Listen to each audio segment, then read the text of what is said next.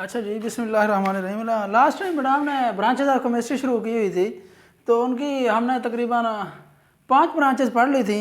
आज जो है ना 6ठी स्टार्ट करते हैं, टोटल 8 हैं। न्यूक्लियर केमिस्ट्री है सबसे पहले जो आज का टॉपिक है, वो है न्यूक्लियर केमिस्ट्री। नाम से ही जाहिर है बेटा, वो कहता है that in which the branch of chemistry in which we deal with the study of radioactivity. Radioactivity क्या होती है बेटा? ये एक प्रोसेस होता है, ये एक ऐसा अमल है जिसमें क्या होता है बेटा,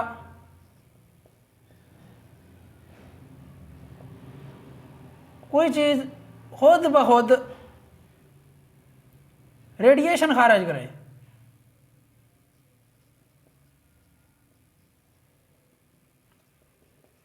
रेडियो एक्टिविटी एक ऐसा अमल है जिसमें क्या होता है बेटा, कोई भी चीज जो नॉर्मल टेम्परेचर उसी के ऊपर खुद ब खुद क्या करे, वो रेडिएशन खारिज करे। आपने एक देखा होगा, कुछ तस्वीरें ऐसे होती हैं, आपने शायद कभी इत्तेफाक हुआ हो, वो क्या करती हैं, रात को अगर उसको अंधेरे में रख दिया जाए बेटा, वो क्या करती हैं, वो रेडियो एक्टिविटी का ये अमल करती हैं और वो चमक पैदा करती हैं। आपको नज़र आ रही होती है कि ये जो है ना तस्वीर पड़ी है, आपको पता चल जाता है। ऐसी और भी कुछ चीज़ें हैं, लेकिन ये जो तस्वीर है कॉमन चीज़ है, ये आपको तकरीबन मेरे ख्याल में आपका इस चीज़ से तजर्बा हुआ होगा। अच्छा, उसके बाद है वो कहता है nuclear process and properties. Nuclear process बेटा एक न्यूक्लियर फ्यूजन होता है, एक न्यूक्लियर फिशन होता है।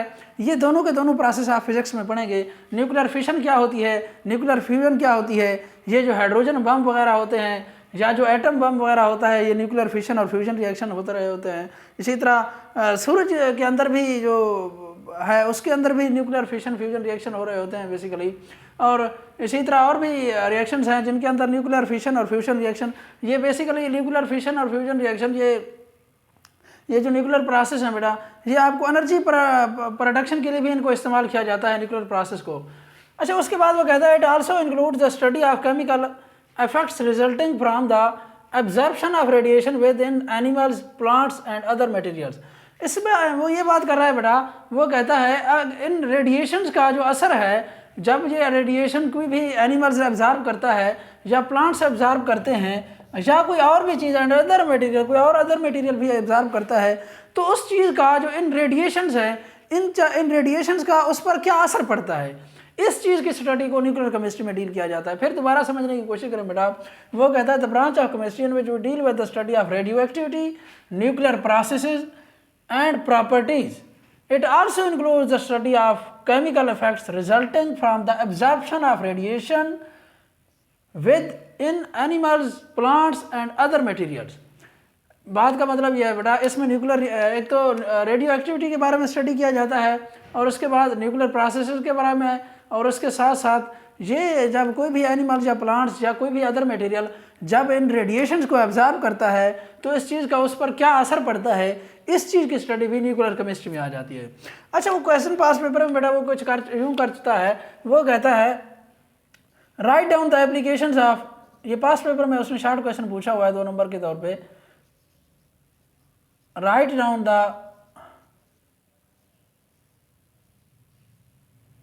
Applications of nuclear chemistry.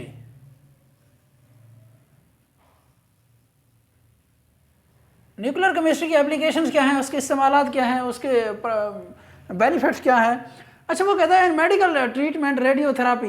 ये आपने देखा होगा बेटा, ये जो कैंसर वगैरह का इलाज होता है, ये बेसिकली रेडियोथेरापी, ये जो गैमा रेज होती हैं उन्हीं की वजह से हो रहा होता है। ये क्या करती हैं बेटा, सेल को डैमेज कर देती हैं, जो भी कैंसरस सेल्स हैं उनको जाके डैमेज कर देती हैं, उसको डिस्ट्रॉय कर देती हैं, तो वो जल्द जो होती है वो बिल्कुल गल सड़ जाती है, बिल्कुल शुआएं हैं, सिंपल सी बात है। तो वो वहाँ से क्या करते हैं बेटा, ये रेडियोथेरापी के लिए भी इस्तेमाल होती है। उसके बाद वो कहता है प्रिजर्वेशन।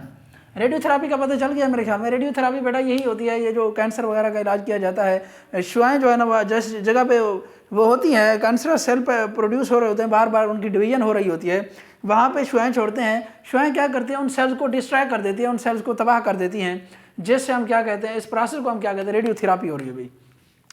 उसके बाद है प्रिजर्वेशन। आपने कभी गौर किया होगा बेटा, पुराने दौरों में क्या होता था, ये जब ये फ्रीज़र वगैरह का इस्तेमाल नहीं हो रहा होता था तो वहाँ पे लोग क्या करते थे, फिर अभी मेरे ख्याल में कुछ देहातों में करते हैं लोग, जो है ना ये कुर्बानी वगैरह का गोश्त होता है इसको क्या करते हैं बेटा, ये उबाल के उसके बाद ये जो है ना, या उबाल के या वैसे भी इसको क्या करते हैं, ज़्यादातर उबाल के लोग करते हैं जी। उसके बाद क्या करते हैं, उबाल के लोग उसको खुश्क कर देते हैं, उसको धूप वगैरह पे जो है ना लटका देते हैं। इससे क्या होता है बेटा, वो जो जरासीम वगैरह होते हैं, जो भी जितने भी बैक्टीरिया वगैरह होते हैं वो उसको डिस्ट्रॉय कर देती है, ये जो हीट वगैरह होती है उनको डिस्ट्रॉय कर देती है। उसके बाद वो गोश्त जो है ना काफ़ी अरसे तक जो है ना काबिल इस्तेमाल होता है। तो इसी तरह अगर हम फ्रीज़र की बात करें, ये भी बेटा इसका टेम्परेचर, अच्छा ये प्रिजर्वेशन उस वक्त होती है बेटा जब किसी भी फूड का या किसी भी चीज़ का टेम्परेचर बहुत ज़्यादा इंक्रीज़ कर दिया जाए या टेम्परेचर बहुत ज़्यादा इंक्रीज़ कर दिया जाए, बहुत ज़्यादा डिक्रीज़ कर दिया जाए, तो फिर क्या होता है बेटा, ये प्रिजर्वेशन का अमल होता है। इसी तरह फ्रीज़र की बात करते हैं, जहाँ पे भी माइनस में चला जाता है जो टेम्परेचर होता है, उस माइनस के टेम्परेचर पे ऊपर बैक्टीरिया वगैरह कोई काम नहीं कर सकते, उनकी डिस्ट्रक्शन हो जाती है, वो तबाह हो जाते हैं, जो डी नेचर हो जाती है ना, वो होते हैं बैक्टीरिया वगैरह होते हैं, वो मर जाते हैं, किल हो जाते हैं बेटा, जिनकी वजह से हमारी खुराक महफूज रह जाती है। अच्छा, उसके बाद preservation of food and generation of electrical power through nuclear reactor settle. Electrical power का मतलब बेटा मैंने आपको पहले भी बताया है, ये जो मुख्तलिफ पाकिस्तान के अंदर भी न्यूक्लियर पावर प्लांट्स हैं जो क्या कर रहे हैं बेटा, एनर्जी जो है ना प्रोड्यूस कर रहे हैं। इसी तरह और भी काफ़ी सारे जो है ना कंट्रीज़ जो इसी न्यूक्लियर केमिस्ट्री की मदद से ये जो है ना इलेक्ट्रिकल पावर जनरेट कर रहे हैं, मुख्तलिफ बिजली जो है ना बना रहे हैं। इसके बाद है बेटा इन्वायरमेंटल केमिस्ट्री, नाम से ही जा रहा है इन्वायरमेंट से निकला है।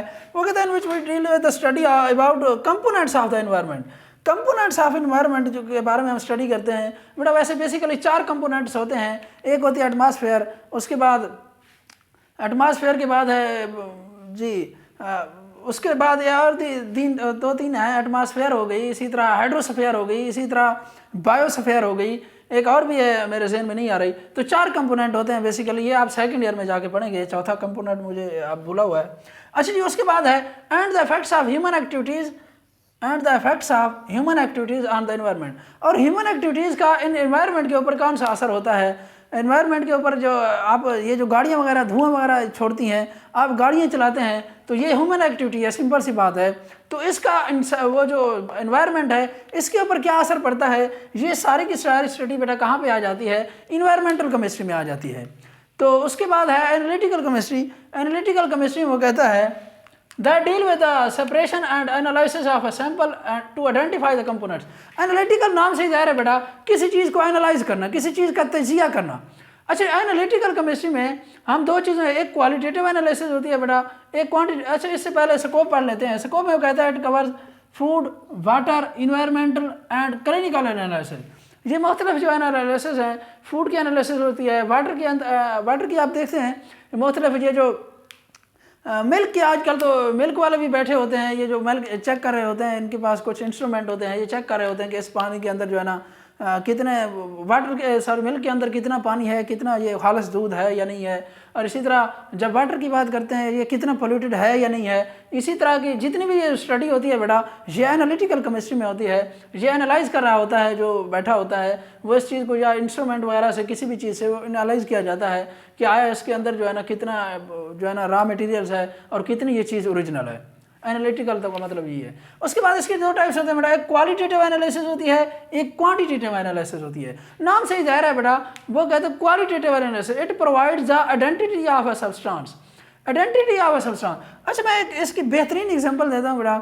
ये आपने देखा होगा, सुना होगा खबरों में कि फलां बंदे की डेथ हो गई है, उसके लिए जो है ना पोस्टमार्टम के लिए जो है ना कमेटी तश्कील दे दी गई है। तो वो क्या करते हैं, डॉक्टर क्या करते हैं बेटा, सबसे पहली बात तो ये है वो इस चीज़ को एनालाइज करते हैं, क्या इसकी जो डेथ हुई है क्या ये नेचुरल डेथ है या इसने कोई और चीज़ जो है ना खाई है, कोई जहर हो गई, कोई टैबलेट्स ऐसी खाई हैं, कोई ऐसी दवाई पी है जिसकी वजह से रिएक्शन हुआ है। तो उन डॉक्टर्स को पता चल जाता है। सबसे पहले तो वही तजिया करते हैं कि उसका ब्लड वगैरह जो भी लेते हैं, तो उसके नतीजे में उनको ये पता चल जाता है कि कौन सी चीज़ इसके अंदर एक्स्ट्रा है, जो है ना जिसकी वजह से वो चीज़ कौन सी है, वो कंपोनेंट कौन सा है, वो सब्सटेंस कौन सा है जो इस मौत की, इस डेथ की काज बना है, जो इस बंदे की मौत की काज बना है। अच्छा जी, उसके बाद आते हैं क्वांटिटेटिव एनालिसिस। उसके बाद ये डॉक्टर ये तजिया करते हैं कि इसने ये कितनी मिकदार में खाई है, ये जो जहर खाई है, ये जो टैबलेट्स खाई हैं, ये कितनी मिकदार में खाई हैं कि उसकी डेथ हुई है। उसके बाद जी it determines the amount of each, ये आप देखिए अमाउंट जो है ना of each component present in the sample. उस सैंपल के अंदर जो उसने खाया है, उस जो जहर खाई है उसके अंदर कौन कौन से कंपोनेंट तो हैं, ये क्वालिटेटिव एनालिसिस बताएगी। और कितने कंपोनेंट, उनकी मिकदार क्या है, क्वांटिटी क्या है, नाम से ही ज़ाहिर है अमाउंट या क्वांटिटी एक ही चीज़ होती है बड़ा, मिकदार क्या है ये क्वांटिटेटिव एनालिसिस बताएगी। और कंपोनेंट कौन से हैं ये कौन सी चीज़ बताएगी, ये क्वालिटेटिव एनालिसिस बताएगी कि इसके अंदर कौन कौन से कंपोनेंट्स थे जिनकी वजह से इसने कौन से केमिकल यूज़ किया, इसने कौन सी टैबलेट यूज़ की, या इसने कौन सी पॉइजन यूज़ की, तो जिसकी वजह से जो है ना इसकी डेथ काज हुई। ये क्वालिटेटिव एनालिसिस में बताया जाता है। क्वांटिटेटिव एनालिसिस में ये बताया जाएगा कि हाउ मच, कि कितनी उसने कितनी मिकदार में जो है ना उसने क्या किया है, वो जहर खाई है या कोई भी चीज़ है, तो ये क्वांटिटेटिव एनालिसिस में होता है बेटा। तो ये ब्रांचेस आपकी ख़त्म हो गई हैं। उसके बाद इंशाल्लाह बेसिक डेफिनेशन की तरफ चलेंगे, तो आगे ये जो है ना चैप्टर इंशाल्लाह नेक्स्ट टाइम पढ़ेंगे। बहुत शुक्रिया इसको बंद कर।